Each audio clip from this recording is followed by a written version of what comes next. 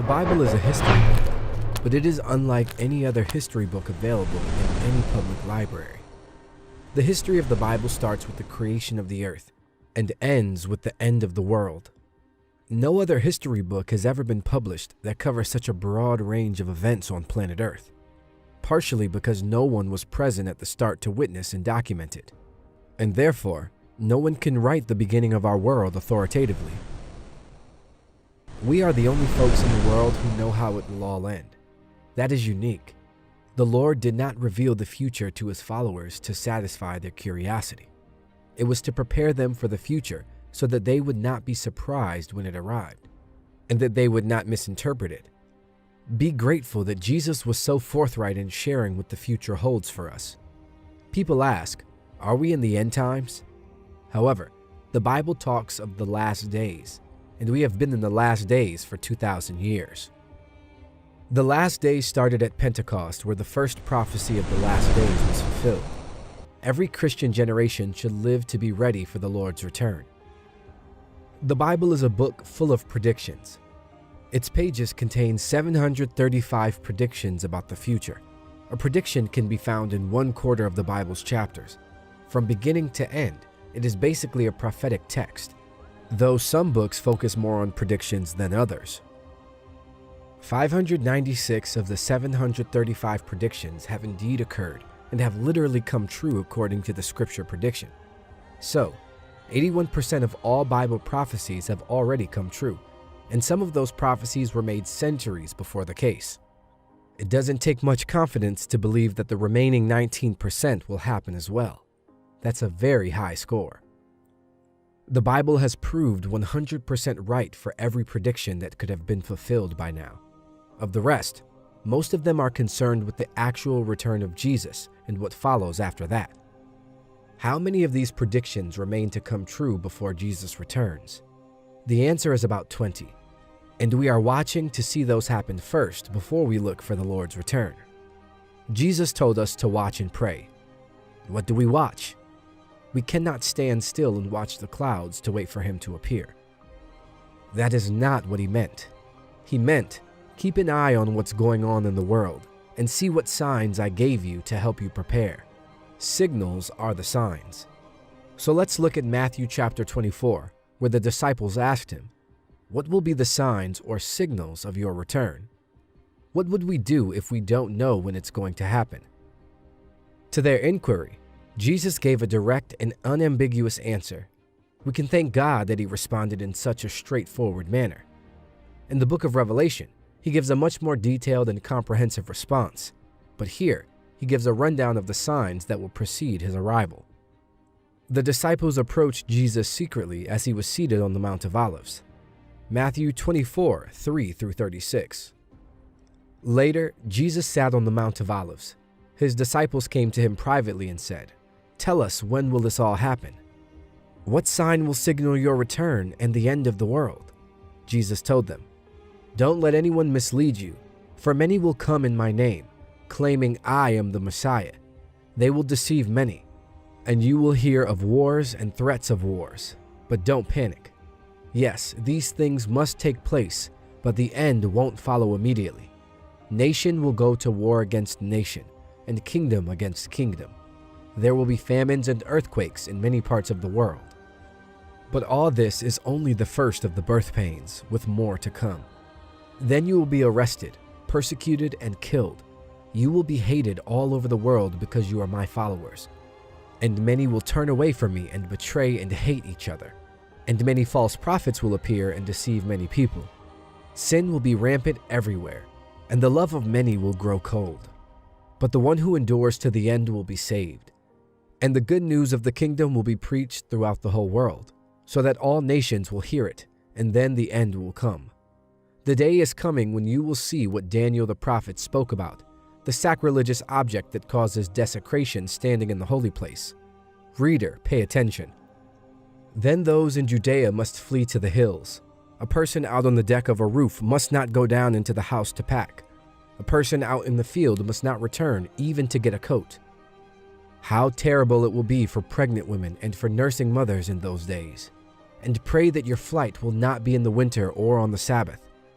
For there will be greater anguish than at any time since the world began, and it will never be so great again. In fact, unless that time of calamity is shortened, not a single person will survive. But it will be shortened for the sake of God's chosen ones. Then if anyone tells you, "Look, here is the Messiah," or "There he is," don't believe it. For false messiahs and false prophets will rise up and perform great signs and wonders, so as to deceive, if possible, even God's chosen ones. See, I have warned you about this ahead of time. So if someone tells you, "Look, the Messiah is out in the desert," don't bother to go and look. Or, "Look, he is hiding here," don't believe it. For as the lightning flashes in the east and shines to the west, so it will be when the Son of Man comes. Just as the gathering of vultures shows there is a carcass nearby, so these signs indicate that the end is near. Immediately after the anguish of those days, the sun will be darkened, the moon will give no light, the stars will fall from the sky, and the powers in the heavens will be shaken. And then at last, the sign that the Son of Man is coming will appear in the heavens, and there will be a deep mourning among all the peoples of the earth, and they will see the Son of Man coming on the clouds of heaven with power and great glory. And he will send out his angels with the mighty blast of a trumpet, and they will gather his chosen ones from all over the world, from the farthest ends of the earth and heaven. Now learn a lesson from the fig tree. When its branches bud and its leaves begin to sprout, you know that summer is near. In the same way, when you see all these things, you can know his return is very near, right at the door. I tell you the truth, this generation will not pass from the scene until all these things take place. Heaven and earth will disappear, but my words will never disappear. However, no one knows the day or hour when these things will happen, not even the angels in heaven or the Son himself. Only the Father knows. Now, in that passage, he gave 4 distinct signs of his coming. So, what exactly are these 4 signs he gave us? The first is clearly disasters in the world, and he mentions, for example, wars, famines, and earthquakes. These are certainly happening, but they have been happening for over 2,000 years. They are getting more intense. So we certainly are in this first sign. There are already wars, rumors of wars, earthquakes, and famine. Jesus says, don't be deceived. He says that again and again, all the way through. As we get nearer to the end, the danger is deception, both inside and outside the church. In this case, he says, from false Christs, false messiahs, people who will take advantage of the turmoil of natural disasters to present themselves as saviors. There are well-known examples of people who pretend to be saviors and lead people into desert locations, only to end in tragedy. However, there are many false Christs, false saviors who claim to be the promised deliverer from all our troubles. The more problems there are, the more false deliverers there would be. But, as Jesus advises us, don't be alarmed. Don't be worried when you learn of a new war, a new tragedy, or a new famine breaking out. He said something astonishing. These are painful events, but they are not pangs of death. They are birth pains. So when you read of disasters in the media, these are the pains that mean something new is about to be born. This should completely change our attitude. We know what the world is coming to. We should not be alarmed or dismayed, not as worried as the world will be about these things. Disasters in the world are the pain of birth in a new world that is to be born. Therefore, we are very different. We have sympathy for those who are suffering disasters, and hopefully we express it in help. But in our hearts, we are not alarmed. We are hopeful. We are looking for a new birth of a new world, and therefore we are not dismayed or depressed by all the problems in the world. In short, Jesus' advice to us would be not to panic, not to be disturbed, but even to rejoice and say, these are all signs of something new happening. The second sign of his coming is not in the world but in the church. Disasters in the world are the first sign. The church, not the world, is the second sign of his coming. The first warning is disasters around the world. The second is changes in the church. Just as he divided the first sign into 3 parts, wars, earthquakes, and famines, He divides the second sign into three parts, all of which occur within the church. The first is persecution, that we will be hated in every nation. The second aspect of this sign would be a significant reduction in the church's size. Most people's love will grow cold. When the whole church is under strain, many nominal Christians, if not all true Christians, would leave. Under the burdens of universal persecution, their love would grow cold. That's a very depressing sign. The big surprise in the third part of the sign is that the gospel will be preached to every racial group. The third part of the sign is that the gospel will be proclaimed. A smaller, purified church would have a greater impact on the planet. That is exactly what Jesus is implying. False prophets can be a source of deceit in all of this. We are aware of the teachings of false prophets. When there is no peace, they teach peace. Rather than being a source of challenge, their message is one of comfort. It's all right, it won't happen, they'll say. Now, Jesus' advice is to keep going. Don't give in to these false prophets. Whoever perseveres to the end will be saved. When that sign occurs, when all aspects of the church are despised by the world, that is Jesus' advice to all Christians. Why should that be the case? The answer is that wheat and tares grow together, and the closer they get to full maturity, the more tension there will be between them. So it's only natural that Christians will be under a lot of pressure in the end. Christians are social misfits, so there would be hatred. The world does not belong to us. Our citizenship is in the heavenly realms. We are unique, and it is because of our uniqueness that hate can arise. Since Jesus was so different from everyone else, he drew hate against himself. John 15:19. If you were of the world, it would love you as its own. Instead, the world hates you because you are not of the world, but I have chosen you out of the world. It's not fun to be despised.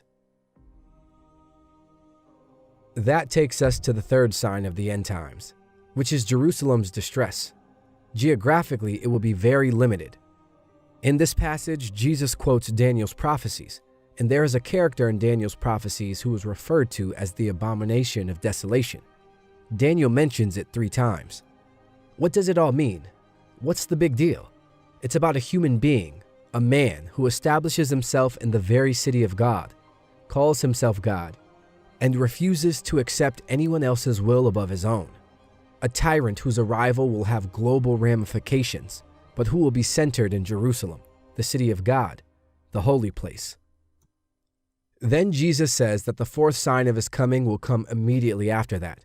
So we shall know when he is coming. We shall be ready. When that sign comes, there will be no danger of false prophets or false messiahs. There will be no deception. It will be too quick. What will happen is that all natural light will be switched off. The sun will go dark. The stars will fall. There are many predictions of this all the way through the Bible.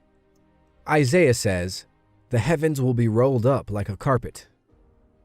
All the stars of heaven will be dissolved. The skies will be rolled up like a scroll, and all their stars will fall like withered leaves from the vine, like foliage from the fig tree."